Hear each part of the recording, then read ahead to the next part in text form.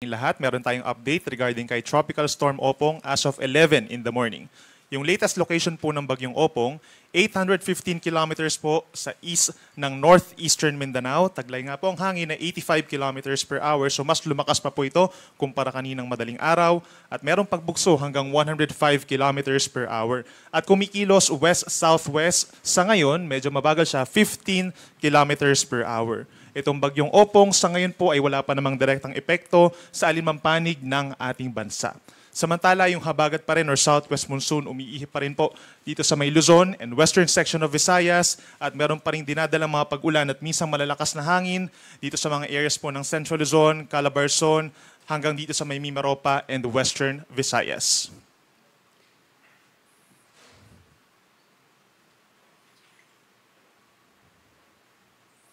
So ito po yung official track ng Pag-asa as of 10 in the morning. Kung mapapansin po nila, generally west-northwest yung pagkilos po nitong si Bagyong Opong. So within the next 24 hours or within the day actually po, lalakas pa ito bilang isang severe tropical storm or nasa middle category po ng bagyo. Then pagsapit po bukas ng gabi, ay posibleng lumakas pa ito bilang isang typhoon with minimum wind speed of 120 kilometers per hour. So sa gabi, kung mapapansin po nila, medyo malapit na dito sa may parting Eastern Visayas. So na-apektuhan na po ng malalakas na hangin, minsan malalakas din na ulan, itong eastern portions. Gayon din sa may Caraga region and Bicol region. Pagsapit po ng Friday, yan yung pinaka-crucial na araw regarding dito kay Opong. Babagtasin po ng bagyo ang hilagang bahagi ng Samar, hanggang dito po sa may Southern Luzon, kabilang na ang Bicol region, Calabarzon, Mimaropa or hilagang bahagi ng Mimaropa, Metro Manila hanggang dito po sa may Central Luzon, pagsapit po ng madaling araw ng Sabado. At pagsapit naman ng umaga ng Sabado ay nasa may West Philippines na ito, mananatili pa rin as a typhoon category hanggang sa makalabas po ng ating area of responsibility sa Sabado pa po ng gabi. Base naman sa ating latest analysis, nasa around 400 kilometers po yung radius o yung distansya po ng bagyo hanggang dun sa pinakang outermost portions niya, kung saan mararanasan po yung malakas na hangin dulot itong si Bagyong Opong. So ibig sabihin, kapag manatili siya as 400 kilometer ang radius, pagpasok po dito sa may parting Eastern Visayas, maapektuhan din po ng hangin yung ilang bahagi pa ng Kabikulan and Caraga region. And basically, habang tumatawid po dito sa may Southern Luzon, malaking bahagi na nito Luzon and Visayas, basically magkakaroon din po ng mga pag-uulan at mga minsan pagbugso ng hangin. Metro Manila, malapit po doon sa may sentro ng bagyo. Based dito sa ating latest track, pagsapit po ng madaling araw po ng Friday or hating gabi ng Friday hanggang madaling araw po ng Saturday. And in terms of intensity, base naman po sa ating latest forecast, yun nga po, no, pagsapit po dito sa may areas po ng Summer Island, nasa around 120 to 140 kilometers per hour yung lakas niya na hangin. At pagsapi dito sa may areas po ng Southern Luzon, siguro nagtatanong ng iba, possible pa magkaroon ng weakening regarding po dito sa bagyo. Nandyan yung possibility po, pero natili pa rin po siya as a typhoon. So malakas pa rin po ito habang binabagtas po ang ating kalupaan. At pagsapi dito sa West Philippine Sea, maaaring lumakas po muli siya at mananatili pa rin as a typhoon.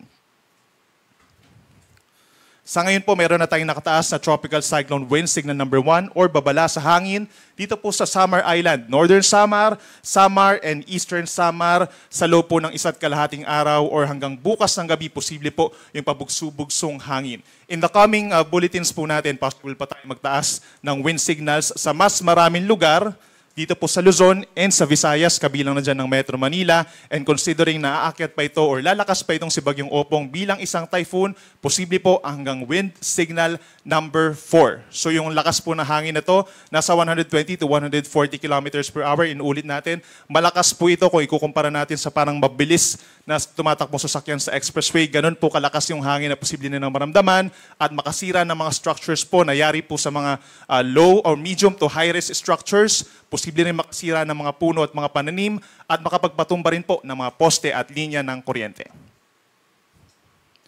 Now, pagdating naman po sa mga pag-ulan, for today wala nga tayong direktang epekto ba galing kay Opong. Ito pong mga pag-ulan natin for today sa may Zambales, Bataan and Mindoro ay dahil po sa habagat. Possible pa rin yung mga pagbaha at pagguho ng lupa. Yan, pagsapit naman po bukas ng tanghali hanggang sa Friday ng tanghali, ito yung time kung saan nandito sa may area po ng Bicol and Eastern Visayas ang Bagyong Opong. So ito rin mga areas na to, yung makakaranas po ng pinakamalalakas na mga pag-ulan. Sorsogon and Northern Samar, higit sa 200 millimeters ang dami ng ulan. Meron din tayong possible na 100 to 200 millimeters o yung may mga chance pa rin ng mga pagbaha at pagguho ng lupa sa natitirang bahagi ng Bicol Region, Samar, and Eastern Samar.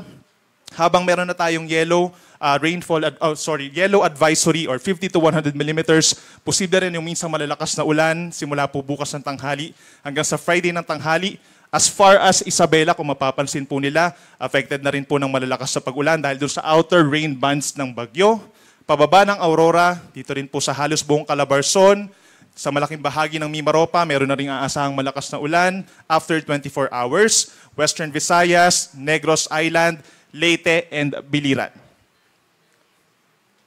Then ito yung time kung saan nandito na po sa may areas pagitan ng Mimaropa and Calabarzon ang bagyong Opong at mananatiling malakas. Yung pinakamalakas sa paulan nakakoncentrate po dito sa may central part, yung heart ng ating bansa, sa Marinduque, more than 200 millimeters. Then possible din yung 100 to 200 millimeters na mga minsan malalakas at pabugso-bugsong ulan po dito sa may southern portion ng Central Luzon, kabilang na yung Aurora. Malaking bahagi ng Calabarzon, Metro Manila, take note from Friday to Saturday, posibleng umabot sa hanggang 200 millimeters ang dami ng ulan.